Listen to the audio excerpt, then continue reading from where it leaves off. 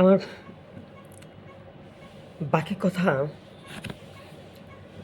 মানুষকে শিখতে হবে, জানতে হবে। সেই জানা বা বিষয় শহরের ছেলেমেয়েগুলো একটু অনেকটাই কম পায়।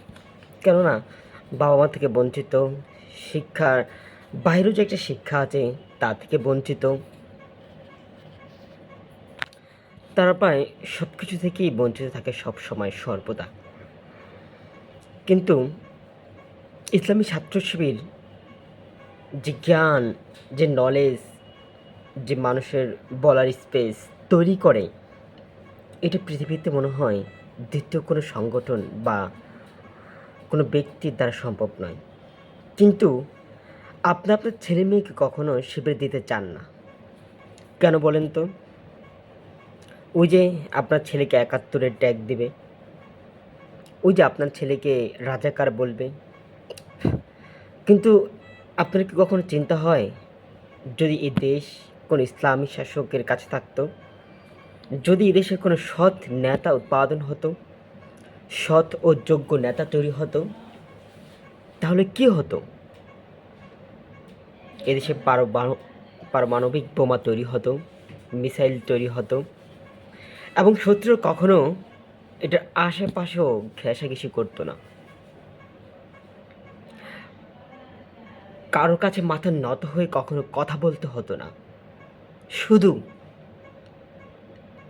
আমাদের ব্যবহার ও নৈতিকতা, সর্বোচ্চ বিষয় হলো দুর্নীতির দুর্ভিক্ষ তৈরি করা। এই যে দুর্নীতি, এই যে ক্ষতিগ্রস্ত করা, একটা দেশকে লুটপাট করা, সেজন্য কখনো তারা দাঁড়াতে পারে না। কিন্তু জামাত এটার একটু ব্যতিক্রম। কতটা ব্যতিক্রম বলি?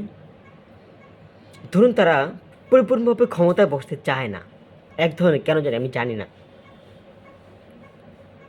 তারা চায় যে আরেকটু যদি বড় হই, তাহলে আমি আরও কয়েকটা ইন্ডাস্ট্রি দিব, আরও কয়েকটা প্রতিষ্ঠান তৈরি করব। এটা কি কখনো বিভিন্ন রাজনৈতিক দল কখনো চিন্তা করে যে আমাদের শক্তিটা কোথায় গাড়তে হবে, আমাদের মূল কাঠামোটা কোথায় তৈরি করতে হবে? এটা কি কখনো কেউ চিন্তা করে? শুধু কে বিদেশে কি একটা বাড়ি করার চিন্তা করে, অর্থাৎ এদেশকে লুট করবে, এদেশে মানুষকে সুন্দর সুন্দর কথা শোনাবে, এরপর 5 বছর শেষ, অনেক অর্থ সম্পদ নিয়ে চলে যাবে দেশের বাইরে। আবার যখন নির্বাচন ঘনিয়ে আসবে, তখন আবার কিছুদিন ছুটাছুটি, দৌড়দৌড়ি। অর্থাৎ একজন সভ্য মানুষ না হলে, একজন সুনাগরিক না হলে, সৃষ্টিকর্তার প্রতি কৃতজ্ঞ না হলে কখনো মানুষ সৎ এবং যোগ্যবান হতে পারে না। আপনার সন্তানকে যোগ্য মানুষ হিসেবে তৈরি করুন। আপনার সন্তানকে মেধার মূল্যায়ন করুন। আপনি আপনার সন্তানকে শিবিরের কাছে ছেড়ে দিতে পারেন।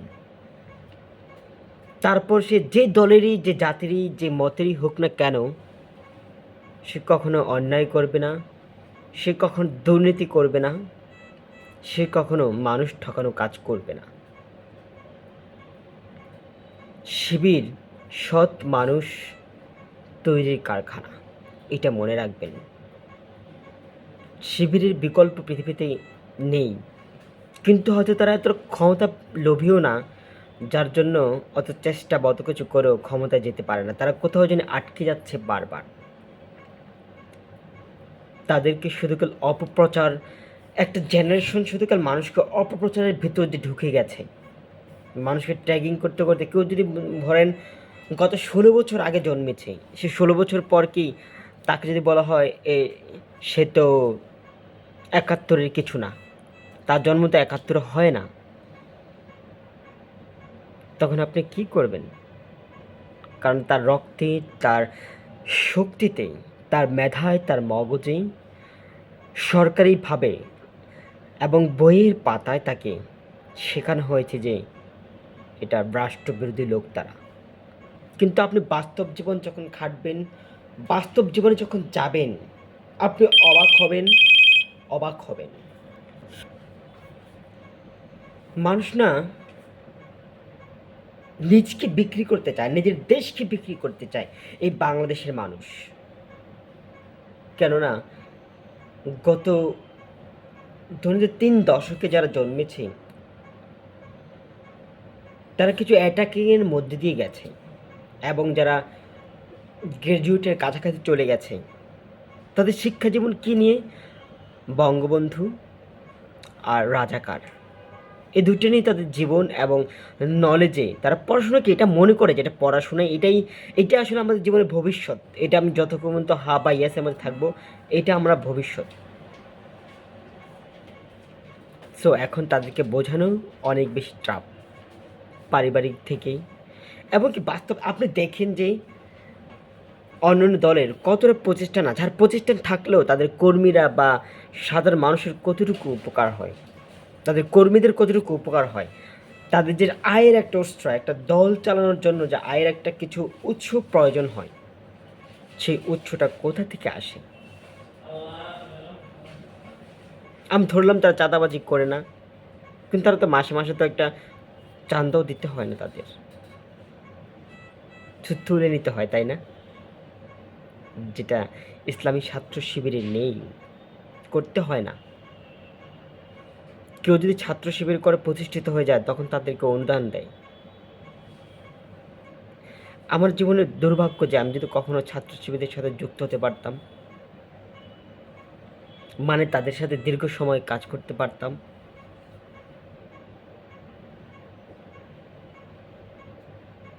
চাইলেই পারতাম না পারিবারিক কারণে। অনেক অনুপ্রেরণা, অনেক ভালোবাসা তাদের কাছে পেয়েছি, কিন্তু পারিবারিক কারণে অনেক কিছু সম্ভব হয় না। ভালো থাকুন, সুস্থ থাকুন, সৎ এবং যোগ্য মানুষকে ভোট দিন।